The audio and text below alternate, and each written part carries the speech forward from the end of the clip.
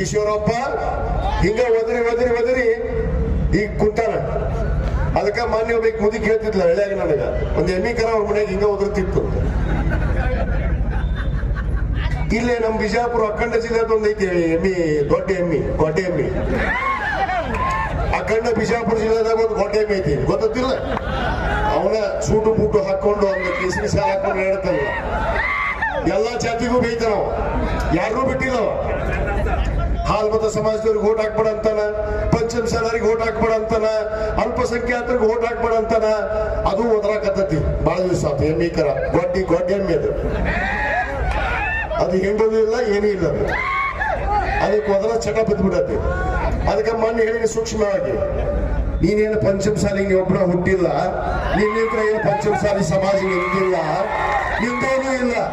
ನೀನು ಬಾಯಿ ಬಂದ್ ಮಾಡಿದಿ ಬಹಳ ಚಲೋ. ನೀನ್ ಇದೇ ರೀತಿ ಒದಗಿದ್ರೆ ಅಂದ್ರೆ ಈಶ್ವರಪ್ಪನ ಗತಿ ನಿನಗೆ ಬಂದ ಬರುತ್ತೆ ಅನ್ನೋದು ಗ್ಯಾರಂಟಿ ನಾನು. ಏನು ಒದರ್ತಾನವ ಹಂಗ ಒದರುದಂದ್ರೆ ಎತ್ತಂತ ಒದರುದು. ಅವ್ರಿಗೆ ಓಟ್ ಹಾಕ್ಬಿಡಂದ್ರಂತ, ಇವ್ರಿಗೆ ಓಟ್ ಹಾಕ್ಬಿಡಂದ್ರಂತ. ಇವ್ರ ಅಪ್ಪನ ಮಾಡಿದಾರೆ ದೇಶ, ಇವ್ರ ಅಪ್ಪನ ಮಾಡಿದಾರೆ ಜಾತಿ. ನಿನ್ನ ಧರ್ಮದ್ದು ನಿನ್ನ ಬಗ್ಗೆ ಮಾತಾಡ್ಕೊಡು. ಏನ್ ಎಲ್ಲಿ ಹೋದಲ್ಲಿ ಅಲ್ಪಸಂಖ್ಯಾತರನ್ನು ಬೇಯೋದು.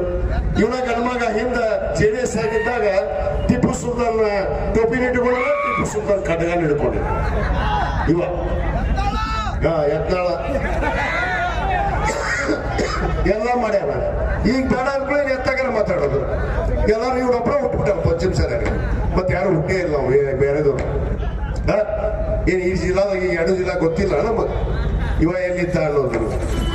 ಅದಕ್ಕೆ ಬಾಯಿ ಬಂದ್ ಮಾಡಿದ್ರೆ ಚಲೋ. ಯಾಕಂದ್ರೆ ಹೇಳ್ತಿದ್ಲು ಮನೆ ಮುದುಕಿ, ನೋಡು ಅಯ್ಯಪ್ಪ ಬಾಳ ಒದರ್ತಿತ್ತು ಎಮ್ಮಿಕರ, ಹಿಂಗ ಒದ್ರ ಮುಂಚೆ ಸತ್ತು ಬಿಡ್ತಂತೆ.